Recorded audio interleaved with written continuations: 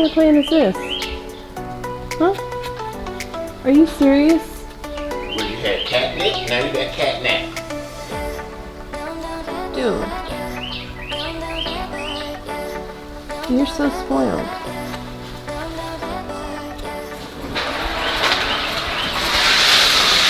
So in this video, we're going to show you how to prep a no-till garden. And we're going to start right now. What's going on YouTube gardening? It's your boy Sydney from the Naked Gardener channel. In this video, we're going to show you how to prep a no-till garden for beginners. So here we did a video on preparing and laying out our garden area for where Mrs. Naked Gardener is going to do her kitchen garden. And this would be a nice area. As you can see, is in the evening time. We got the sun over this way. We got the sun rising from over here. And we're just gonna start our no-till garden and then continue on over for our container garden. I'm gonna show you how to start a no-till garden. It's very easy, and I'm gonna tell you about the benefits of it once you start it. So first, what I want to do is kind of lay out the grid area for our first in-ground raised bed. And then once I got that all squared away, we're gonna start adding the cardboard on there and kind of overlapping. Now we've already cut the grass as low as possible. So now we're just adding the cardboard, and we're gonna overlap it roughly about 4 to 6 inches. So that way no grass could come up or weeds could come up through the cardboard. As the cardboard is decomposing, the worms will be eaten away from that and providing nutrients back into the soil. Later on in the video, I'm going to tell you some of the ways and benefits of having a no-till garden, and also the dangers of tilling your garden areas. And now we're going to start spreading some cardboard over it.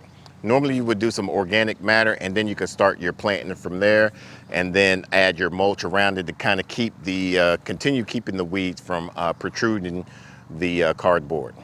Some people like to use a T-post driver, post hole driver, when they're driving in their T-post.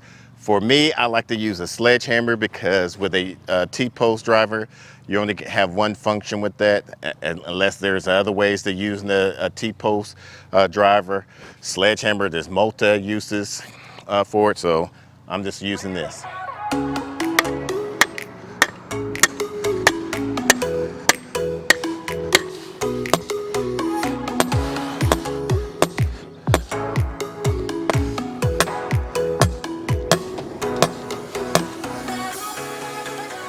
All right. So now we got the first in-ground bed laid out. Right here is the first bed. And I'm just now thinking about it. I should have did 18 inches right there, so I got to move that, unfortunately, because this is where the mulch is going to go along with this mulch. And the reason why I did 18 inches, because this is a nice little walkway where you could possibly even put a wheelbarrow going through here. But I think it's a nice little setup so far. Now let's lay down the cardboard.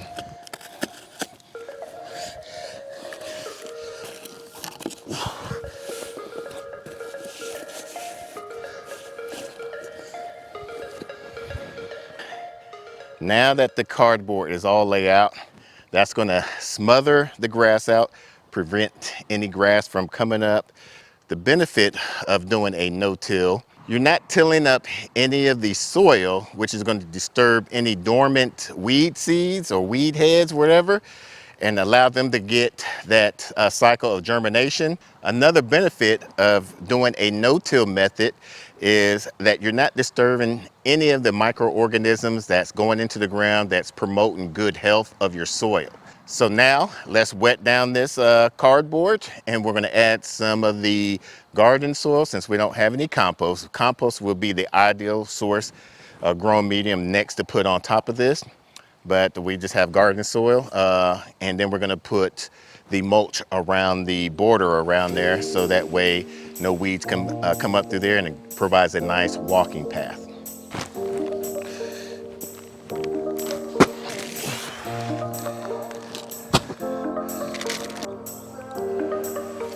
So I'm in love with this Gorilla cart that we got from Home Depot. It's a Rubbermaid commercial product. It's about 7.5 cubic feet. And man, it came in handy. And I think I already got this money's worth out of it already just from this last few days.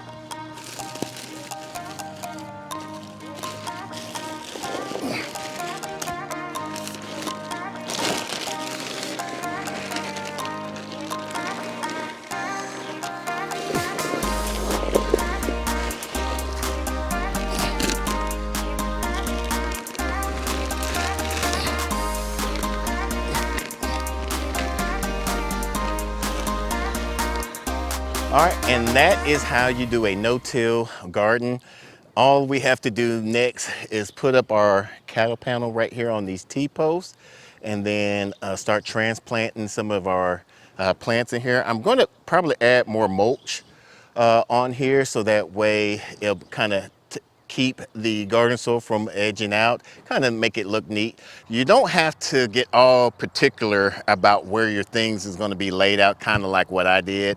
I have a construction background, so I kind of like to get my stuff in a row, get some nice edges and borders. But you can just basically lay out your rows, get your area where you need to be at. It's getting kind of late, so we're going to finish this up tomorrow. And what we're going to do is we're going to put the cattle panel on. We're going to put our containers out here and possibly even start planting some stuff. So stay tuned.